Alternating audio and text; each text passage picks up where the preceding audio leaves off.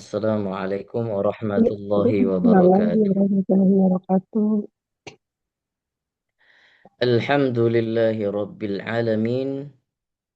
Allahumma salli wa sallim wa barik ala sayyidina Muhammadin sayyidul mursalin Muhammad Rasulillah ibni Abdullah Mustafa Rasulillah miftahi babi rahmatillah adada ma fi ilmillah salatan wa salaman daimaini bidawami mulkillah وعلى آله وصحبه ومن والاه أما بعد سبحانك لا علم لنا إلا ما علمتنا إنك أنت العليم الحكيم رب اشرح لي صدري ويسر لي أمري واحلل عقدة من لساني يفقه قولي قال رسول الله صلى الله عليه وسلم خيركم من تعلم القرآن وعلمه وقال من سلك طريقا يلتمس به علما سهل الله له به طريقا إلى الجنة أو كما قال رسول الله صلى الله عليه وسلم. Puji syukur kehadirat Allah Subhanahu wa taala yang telah memberikan kita kesehatan badan, nikmat jasmani dan rohani sehingga pada malam hari ini kita masih diizinkan oleh Allah Subhanahu wa taala untuk berkumpul dan dalam rangka untuk mengkaji ilmu-ilmu Allah Subhanahu wa taala serta mengkaji kesempurnaan daripada karakter daripada sifat baginda Nabi sallallahu alaihi wasallam.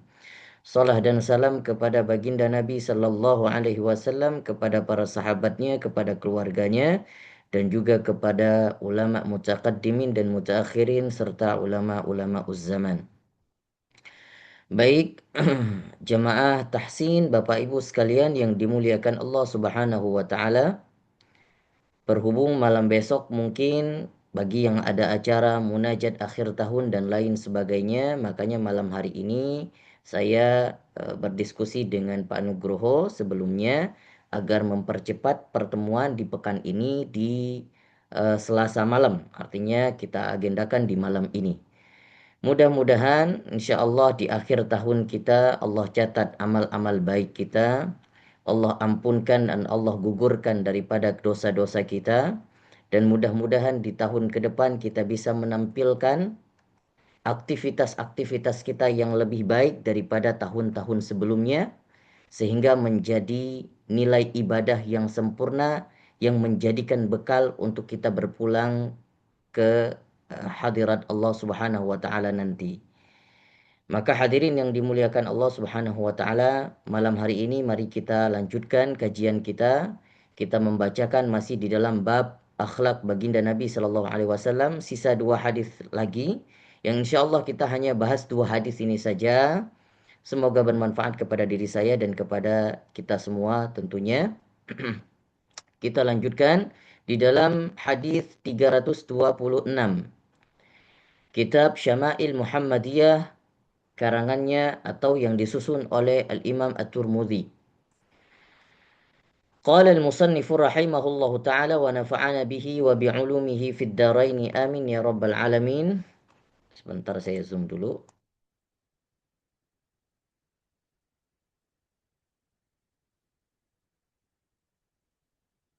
Baik.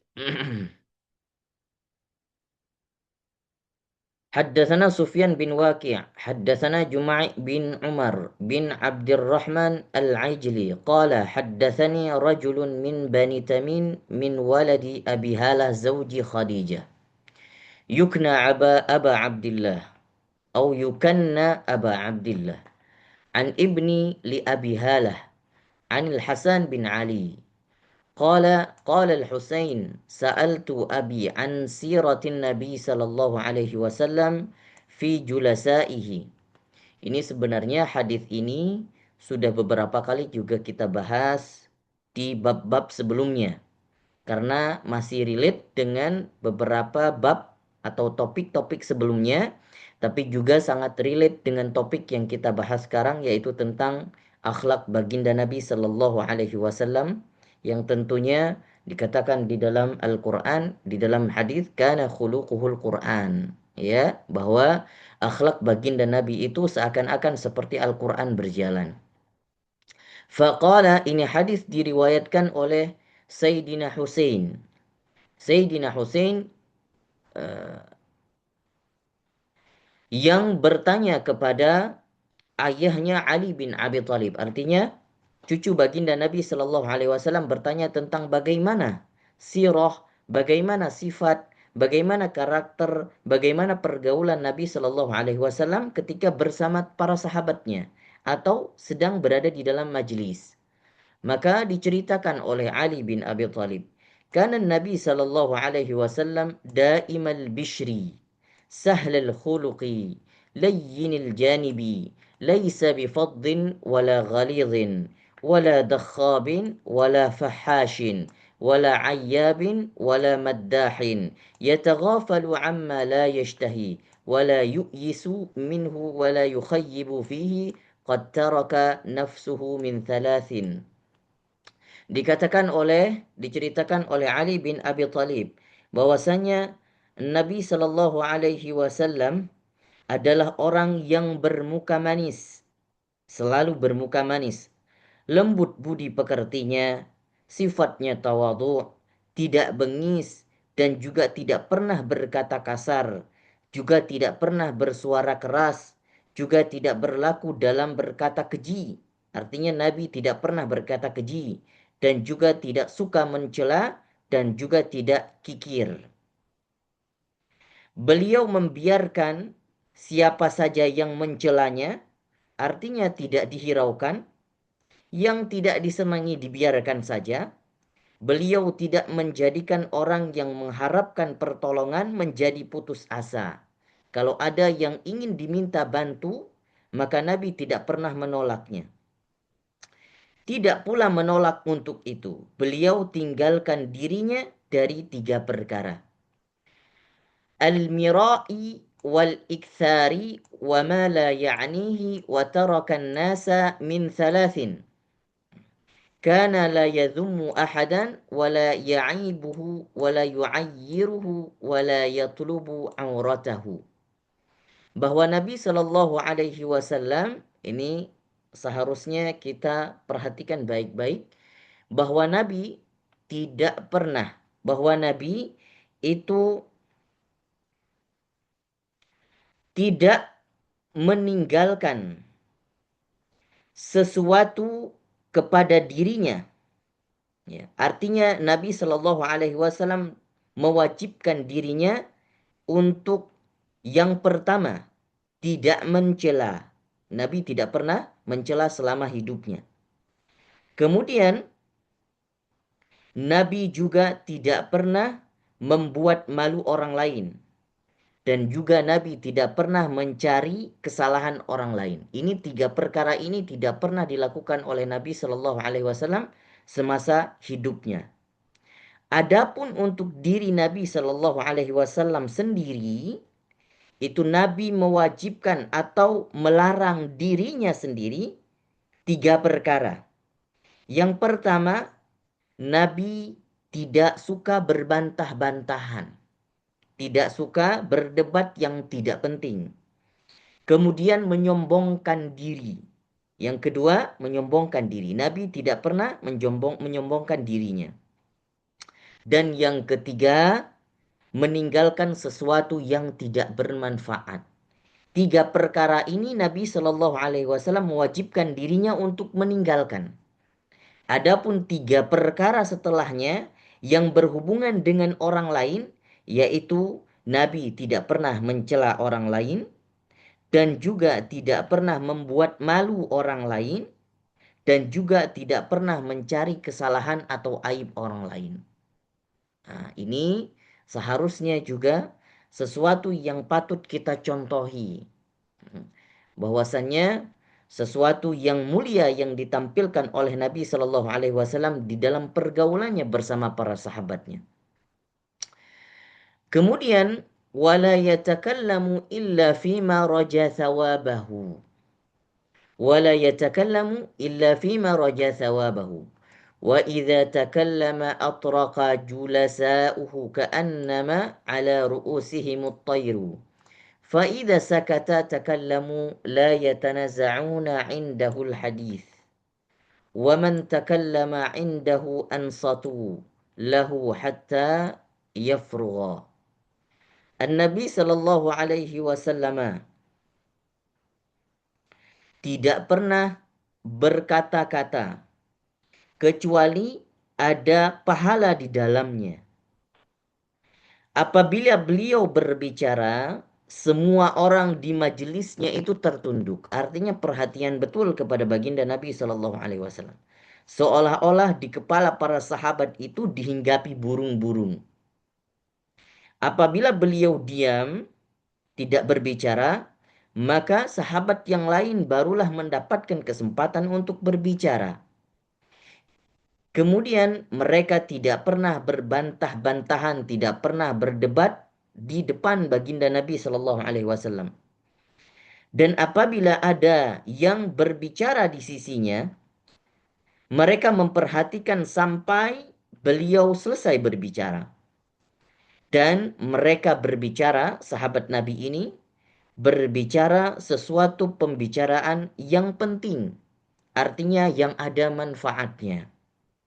Ya, makanya dikatakan hadithuhum indahu hadithu awwaliyatihim. Sesuatu yang bermanfaat yang dibicarakan oleh sahabat Nabi Shallallahu Alaihi Wasallam.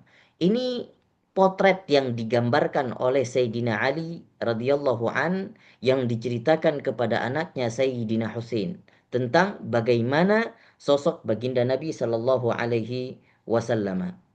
Dan Nabi Shallallahu Alaihi Wasallam, siapa saja yang minta kepada Nabi tidak pernah beliau tolak. Bahkan ada sahabat Nabi yang berketerusan minta sama Nabi, ya Nabi, ya Rasulullah minta sesuatu, ya Rasulullah minta ini, ya Rasulullah minta itu. Tapi Nabi tidak pernah menahannya dan tidak pernah menolaknya.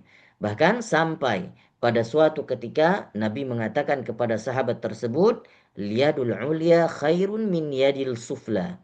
Bahwa tangan di atas itu lebih baik daripada tangan di bawah. Maka saat itu sahabat tersebut tidak pernah meminta-minta lagi. Tapi Nabi tidak pernah menolak. Apa saja yang ada pada Nabi, beliau memberikannya saking begitu dermawan baginda Nabi Shallallahu Alaihi Wasallam.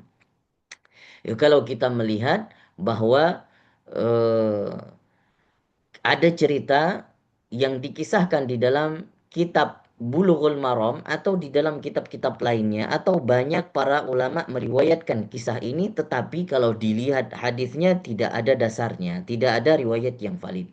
Bahwa Nabi Shallallahu Alaihi Wasallam itu pernah menyedekahkan, datang satu orang pengemis kepada Nabi Shallallahu Alaihi Wasallam minta, ya Rasulullah minta sesuatu, berikan kepadaku sesuatu. Nabi tidak punya apa-apa. Saat itu yang ada baju di gantungan Nabi Shallallahu Alaihi Wasallam. Kemudian Nabi memerintahkan istrinya untuk memberikan kepada si pengemis. Pengemis ini sangat merasa senang karena mendapatkan baju Nabi Shallallahu Alaihi Wasallam. Kemudian dibawa baju tersebut ke tengah-tengah pasar. Sampai di tengah pasar, apa yang dilakukannya? Karena ini pengemis mungkin cerdik juga, dia juga bisa menilai ini baju Nabi ada nilainya. Sehingga banyak orang-orang yang pengen pastinya. Sesampainya di pasar dia berteriak, ya. Siapa yang mau beli baju Nabi Shallallahu Alaihi Wasallam? Banyak orang berkumpul. Ternyata saat bersamaan pula ada seorang saudagar kaya yang secara fisiknya tunanetra, tapi dia punya budak dan dia sangat mengagumi Nabi Shallallahu Alaihi Wasallam. Ini seorang saudagar kaya ini.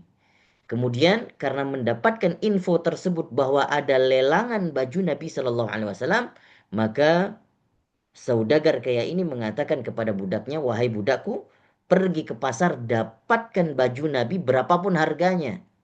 Kalau engkau mendapatkan baju tersebut, maka aku akan memerdekakanmu, kata si saudagar ini. Datanglah saudagar ini, budak saudagar ini menuju ke pasar, dan singkat cerita dia dapatkan baju Nabi Shallallahu Alaihi Wasallam dengan harga yang paling tinggi. Kemudian Dibawakan baju tersebut ke hadapan saudagar kaya ini. Kemudian saudagar kaya ini merasa sangat senang karena mendapatkan apa yang diinginkannya. Setelah itu dia tuai janjinya, dia tunaikan janjinya. Setelah ini aku bebaskan engkau dari perbudakanku. Maka seorang budak bebas dari perbudakan karena hikmah daripada baju baginda Nabi Shallallahu Alaihi Wasallam yang pertama. Kemudian yang kedua, seorang pengemis yang tadinya membawa baju baginda Nabi Shallallahu Alaihi Wasallam juga mendapatkan hikmahnya, sudah mendapatkan beberapa keping koin atau keping duit yang dia sangat membutuhkannya. Apa yang dilakukan oleh saudagar kaya ini? Ternyata saat itu pula dia berdoa kepada Allah Subhanahu wa taala, "Ya Allah, dengan keberkatan baju Rasul sallallahu alaihi wasallam, maka sembuhkanlah aku dari kebutaanku." Saat itu qadarullah, saat itu pula juga matanya bisa melihat kembali. Subhanallah. Dan setelah itu, ini hikmah yang ketiga, baju Nabi sallallahu alaihi wasallam dengan keberkatannya bisa memulihkan orang yang sudah lama mengidap tunanetra. Dan saat itu saudagar kaya ini karena merasa sangat senang apa yang dipintakan Allah kabulkan, kemudian baju ini dikembalikan kembali kepada Rasul Shallallahu Alaihi Wasallam. Saat itu Rasul sedang duduk-duduk bersama para sahabat. Kemudian datang saudagar kaya ini yang bercerita semua hal yang telah terjadi dengan baju yang pernah disedekahkan kepada fakir miskin atau kepada pengemis. Saat itu Nabi mendengar semua cerita tersebut.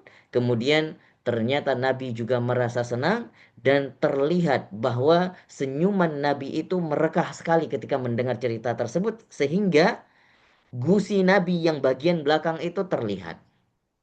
Nah, maka itu adalah beberapa hikmah. Cuman kalau dicari ini riwayat hadisnya, banyak ulama mengatakan tidak valid. Tapi banyak juga ulama meriwayatkan hadis ini di dalam beberapa kitab. Salah satunya Bulughul Maram yang mungkin terus kemudian Bughyatul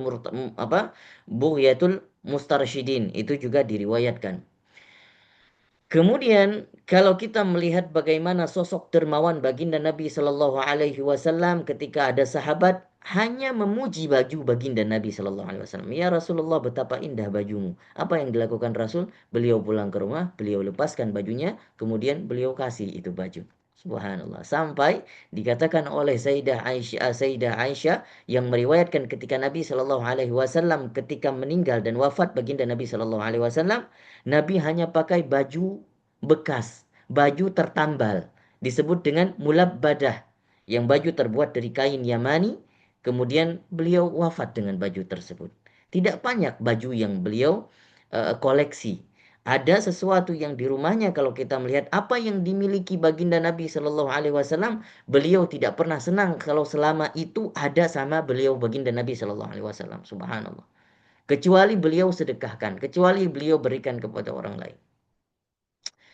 Apa yang dilakukan oleh Rasul Shallallahu Alaihi Wasallam? Yadhaku mimma yadhakuna minhu, wa yata'ajjabu mimma yata'ajjabuna minhu, wa yasbiru lil gharibi 'alal jafwati fi mantiqihi wa mas'alatihi. Apa yang dilakukan Nabi? Yadhaku mimma yadhakuna minhu. Beliau itu juga sama seperti manusia biasa, tertawa dengan orang-orang tertawa, kemudian merasa takjub dengan orang-orang yang merasa takjub akan sesuatu. Artinya apa? Nabi ini tidak pernah punya prinsip agar berbeda dari orang lain. Tidak pernah. Ini mungkin ada dari prinsip kita. Ya, supaya kelihatan beda dari orang lain. Tapi Nabi tidak. Ya. Kalau ada orang lain senang dengan sesuatu dan beliau sahabatnya tertawa, Nabi ikut tertawa. Ya, artinya ada yang memuji, Nabi ikut memuji. Kemudian ada yang mengatakan, wah ini luar biasa. Nabi juga ikut takjub. Tidak ada yang ketika ada orang mengatakan, oh ini luar biasa. Oh mungkin kalau kita, biasa aja. Nah ini kalau kita. Sebenarnya itu adalah hal yang paling sepele, tapi juga merupakan sifat yang tidak baik. Meremehkan sesuatu. Padahal subhanallah, bagi orang lain mungkin sesuatu yang sepele menurut kita, bagi orang lain sangat senang, menyenanginya. Ya, tapi kalau kita melihat norak, deso, terus kemudian biasa aja, itu adalah sesuatu yang tidak baik. Kalau kita lihat Nabi, ada sesuatu, ada sahabat yang senang dengan sesuatu, Nabi juga ikut mengapresiasi, ikut senang. Itu adalah cara memasukkan rasa kesenangan di hati orang lain. Hatta wa yasbiru lil gharibi 'ala al jafwati fi mantiqihi wa mas'alatihi hatta in kana ashabuhu la yastajlibunahum. Ini kalau ada Nabi Shallallahu alaihi wasallam sangat sabar, sangat senang kalau ada seseorang badui, orang asing yang datang bertanya kepada Nabi Shallallahu alaihi wasallam atau dengan pertanyaan-pertanyaan yang nyeleneh, ya. Ini Nabi sangat senang. Kenapa? Karena pertanyaan ini tidak akan pernah keluar dari sahabat-sahabatnya yang begitu dekat dengan Nabi Shallallahu Alaihi Wasallam. Karena sahabat-sahabat Nabi tentu sangat tidak mau Nabi itu merasa tidak enak. Nabi itu merasa berat dengan pertanyaan mereka. Sehingga pertanyaan-pertanyaan nyeleneh. Kayak misalnya kita lihat bagaimana karakter Nuaiman. Kemudian ada orang Badui yang datang ketika Nabi Shallallahu Alaihi Wasallam berkhutbah. Badui ini datang di tengah-tengah majelis khutbah Jumat. Ia datang kemudian langsung tunjuk tangan bertanya kepada baginda Nabi, "Ya Rasulullah, mintakan jangan hanya berkhutbah doang di sana. Turun mintakan kepada Allah, ini negeri kita sedang paceklik. Minta sama Allah agar diturunkan hujan." Nabi apa yang dilakukan oleh Nabi? Nabi turun dari mimbarnya, kemudian berada di tengah-tengah, minta sama Allah agar diturunkan hujan, seketika turun hujan. Badui ini terus berjalan, tidak sholat Jumat, langsung meninggalkan masjid. Seminggu kemudian datang lagi si Badui ini, Jumat ke depan, kemudian Badui ini datang, orang yang sama, di tengah Jumatan, juga tunjuk tangan, "Ya Rasulullah, ini negeri kita terus-terusan hujan, hampir banjir ya Rasulullah. Minta sama Allah supaya hujannya diredakan. Ini sudah banyak tanaman-tanaman udah kebanjiran." Nah, maka Nabi Shallallahu Alaihi Wasallam juga meladeni, minta sama Allah dan kemudian Allah kabulkan. Badui ini pergi. Ya, tapi Nabi Shallallahu Alaihi Wasallam begitu cara meladenin, menyikapi meskipun orang-orang Badui datang. Ada riwayat yang lain mengatakan Nabi itu bahkan ketika ada seorang wanita punya hajat dengan Nabi Shallallahu Alaihi Wasallam, Nabi minta, Nabi bertanya kepada seorang sahabiah ini, perempuan tersebut, "Ada apa? Apa yang kau perlu denganku? Silahkan tentukan tempatnya, aku akan samperin kamu." Ya, bukan Nabi yang menentukan tempat, tapi Nabi mencoba untuk menyamperin. Nah, padahal yang punya hajat siapa, yang samperin siapa. Nah, ini bahwa bukti ketawaduan baginda Nabi Shallallahu Alaihi Wasallam. Tidak pilih-pilih tempat, tidak pilih-pilih, bahwa begitu sifat kesederhanaan baginda Nabi Shallallahu Alaihi Wasallam. Wa yaqulu idza ra'aitum taliba hajatin yatlubuha fa'arfiduhu. Ya. Idza ra'aitum taliba hajatin yatlubha fa'arfiduhu. Nabi Shallallahu alaihi wasallam menganjurkan apabila kalian melihat orang yang mencari kebutuhannya, butuh sesuatu, ya, fa'arfiduhu, maka tunaikan apa yang dibutuhkan, maka tunaikan. Sebagaimana Nabi Shallallahu alaihi wasallam bersikap demikian, memberikan apa yang dibutuhkan oleh sahabat, kemudian meladeni apa yang diinginkan oleh sahabat, berkhidmah kepada sahabat, bukan hanya sahabat saja yang berkhidmah kepada Nabi. Maka Nabi mengatakan, kalau kalian melihat ada orang yang butuh dengan kalian, maka tunaikanlah kebutuhannya. Bahkan saking ini kalau kita melihat ada kisah seperti kisahnya Fudail, Allahumma salli ala sayyidina Muhammad. Kisahnya Fudail ibn Iyad dengan Abdullah bin Al-Mubarak. Ini dua tabi'in, ya, hidup di masa tabi'in, juga perawi hadis Nabi Shallallahu Alaihi Wasallam, dua ulama besar. Satunya Fudail ibn Iyad. Ini Fudail ibn Iyad jadi ulama setelah mantan napi, narapidana. Dulunya adalah seorang perampok, seorang begal, ya. Ternyata Beliau tobat dan kemudian menjadi seorang ulama besar setelah pertaubatannya. Pernah dinasehatin oleh Abdullah bin Mubarak. Ini Fudail ibn Iyad setelah taubatnya beliau tinggal di Mekah dan kemudian membuat rumah di kota di dekat Ka'bah. Kemudian beliau Fudail ibn Iyad ini selalu sholat 5 waktu di depan pintu Ka'bah. Saking taatnya Fudail ibn Iyad setelah pertaubatannya. Kemudian Abdullah bin Al-Mubarak ini tinggal jauh dari kota Mekah. Tapi kerjaannya Abdullah bin Al-Mubarak adalah jihad, jihad, jihad, haji, jihad, haji, jihad, haji. Ini yang dikerjakannya selalu. Maka suatu ketika ini Abdullah bin Al-Mubarak memang tahu bahwa Fudail bin Iyad ini memang ulama besar yang dikagumi oleh penduduk Mekah saat itu. Ya, tapi kebanyakan tidak pernah ikut jihad dengan Abdullah bin Al-Mubarak. Lalu Abdullah bin Al-Mubarak menulis surat kepada Fudail bin Iyad. Apa isi suratnya? Subhanallah. Kata Abdullah bin Al-Mubarak, "Ya ibadul haramain, law absartana la alimta annaka fil ibadatin tal'abu. Man kana yakhdabu khaddahu bidumu'ihi. Fahiwaruna bidam'ina tatakhaddabu." Ini artinya, ya ibadul haramain, wahai engkau yang penyembah Ka'bah, penyembah dua kota suci, ya. Kalau engkau tahu, engkau melihat kami jihad di dalam fisabilillah, engkau akan tahu bahwa ibadah kamu di depan Ka'bah itu seakan-akan seperti main-main saja. Ini nasihat Abdullah bin Al-Mubarak. Dan jikalau engkau lihat, ya, engkau berada di medan perperangan sama kami, engkau di sana mengalir air mata seakan-akan beribadah benar di hadapan Allah, tapi kami di dalam perperangan mengalir darah-darah dari leher kami. Ya, artinya apa? Terkadang kita merasa senang dengan ibadah kita, ya, merasa bangga, mungkin istiqomah, alhamdulillah istiqomah, salat malam, istiqomah, puasa sunnah, istiqomah apapun. Tapi sebenarnya ada yang jauh lebih besar pahala yang didapatkan oleh orang-orang yang jihad fisabilillah.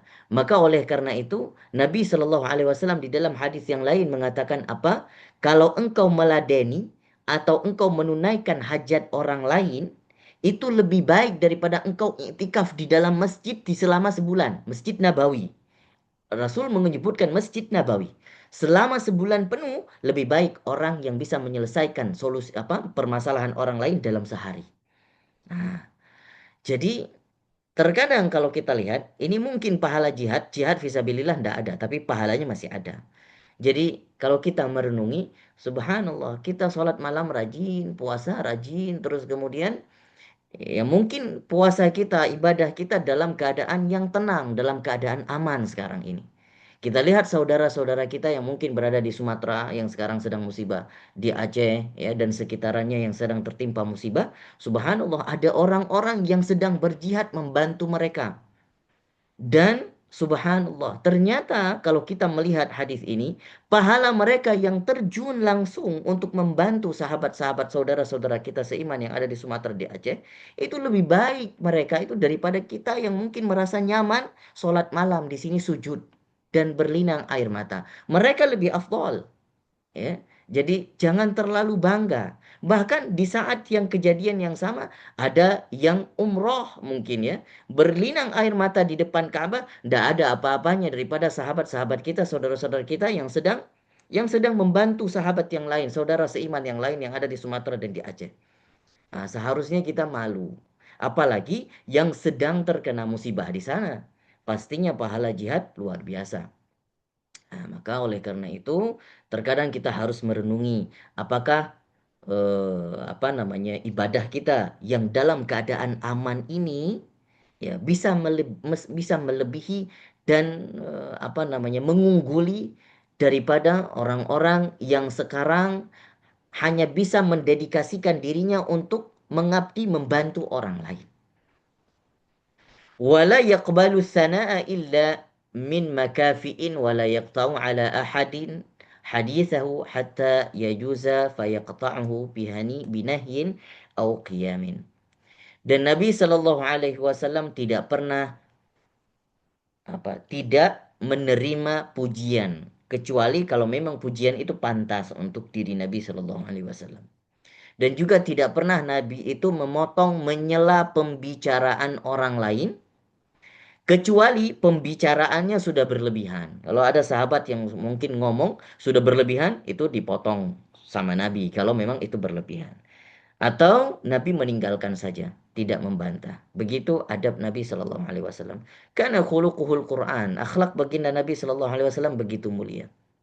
Ya bahkan kalau kita lihat begitu mulia baginda Nabi Shallallahu Alaihi Wasallam akhlaknya, sampai-sampai kalau ada nabi-nabi yang lain, ya, Nabi Musa, Nabi Nuh, Nabi yang lain yang mungkin ketika apa namanya disakiti, ya hanya mungkin banyak yang meninggalkan umatnya atau mendoakan kepada umatnya. Tapi apa yang dikatakan Nabi setelah disakiti, kemudian dijarah, kemudian dilempari, apa kata Nabi Shallallahu Alaihi Wasallam? Nabi hanya mengatakan, bal arju ayyukhrijallahu min aslabihim may ya'budullaha la yusyriku bihi syai'an.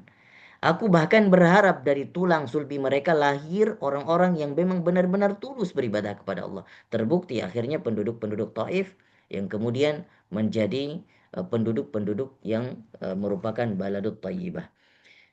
Hadis terakhir haddatsana Abbas bin Muhammad Ad-Duri haddatsana Abdullah bin Yazid Al-Muqri haddatsana Laits bin Sa'ad haddatsani Abu Utsman Al-Walid bin Abil Walid an Sulaiman bin Kharijah an Kharijah bin Zaid bin Thabit qala dakhala nafarun ala Zaid bin Thabit faqalu ada seseorang yang datang kepada Zaid bin Thabit. Siapa Zaid bin Thabit? Sahabat Nabi, seorang sahabat Nabi, salah satu sahabat Nabi penulis daripada wahyu. Faqalu dan mereka berkata, wahai Thabit, haddatsana ahaditsa Rasulullah sallallahu alaihi wasallam, cerita kepada kami tentang beberapa yang dilakukan atau karakter baginda Nabi sallallahu alaihi wasallam. Zaid mengatakan, qala madza uhadditsukum? Apa sih yang harus saya ceritakan kepada kalian? Maksudnya apa? Sungguh luar biasa apa aja yang bisa diceritakan tentang Nabi Shallallahu Alaihi Wasallam tidak akan selesai. Artinya banyak yang harus diselesaikan tentang sifat mulianya. Makanya ada ulama mengatakan mahma tafannana di dalam riwayat syairnya mahma mahma tafan mahma tafannana mm, mahma tafannana wasifuhu biwasfihi yafna zaman wa fihi ma lam yusaf, bahwa kalau kita menceritakan semua karakter mulia baginda Nabi Shallallahu Alaihi Wasallam, ada orang yang ingin mungkin melukiskan itu semua, habis masa sampai dia meninggal sampai akhir zaman ini tidak akan selesai. Bahwa yang harus diceritakan daripada akhlak baginda Nabi, kemuliaan Nabi Shallallahu Alaihi Wasallam masih ada yang belum terceritakan. Subhanallah. Kemudian apa yang dikatakan Zaid bin Sabit? Kuntu jarahu fakana idza nazala alaihi alwahyu ba'atha ilayya fakatabtuhu lahu. فكنا إذا ذكرنا الدنيا ذكرها معنا وإذا ذكرنا الآخرة ذكرها معنا وإذا ذكرنا الطعام ذكره معنا فكل هذا أحدثكم عن رسول الله صلى الله عليه وسلم. Tapi diceritakan oleh Zaid bin Sabit sekilas tentang bagaimana sifat mulia baginda Nabi Shallallahu Alaihi Wasallam, bahwa Nabi itu sama seperti kita. Nabi itu ketika ada orang yang bercerita tentang akhirat, membahas tentang akhirat, Nabi ikut nimbrung, ikut berbicara tentang akhirat. Apabila kita sedang berbicara tentang makanan, tentang kuliner, Nabi juga ikut berbicara, nimbrung, ikut berbicara tentang kuliner. Nah, apabila kita berbicara ya tentang apa saja tentang dunia, maka Nabi juga ikut berbicara tentang dunia. Ya kalau mungkin isu sekarang misalnya ada orang yang berbicara tentang isu politik, nah, kemudian ya artinya kita yang datang ikut nimbrung. Jangan pula memotong pembicaraan, ingat Allah, ittaqullah di dalam pembicaraan politik. Nah, itu tidak dilakukan oleh Nabi Shallallahu Alaihi Wasallam. Nah, artinya apapun diskusi di dalam satu topik tersebut, maka Nabi Shallallahu Alaihi Wasallam mencoba untuk berusaha ikut diskusi sama-sama, meskipun tentang dunia, meskipun tentang kuliner, meskipun tentang fashion, meskipun tentang akhirat, apalagi tentang akhirat. Baik, mungkin ini yang dapat kita paparkan. Semoga bermanfaat kepada saya sendiri dan kepada kita semuanya. Barakallahu fikum. Allahu ta'ala a'lam bisawab. Silakan kalau ada yang ingin ditanyakan, ditinggalkan pertanyaannya di grup atau di kolom chat. Barakallahu fikum. Silakan. Baik.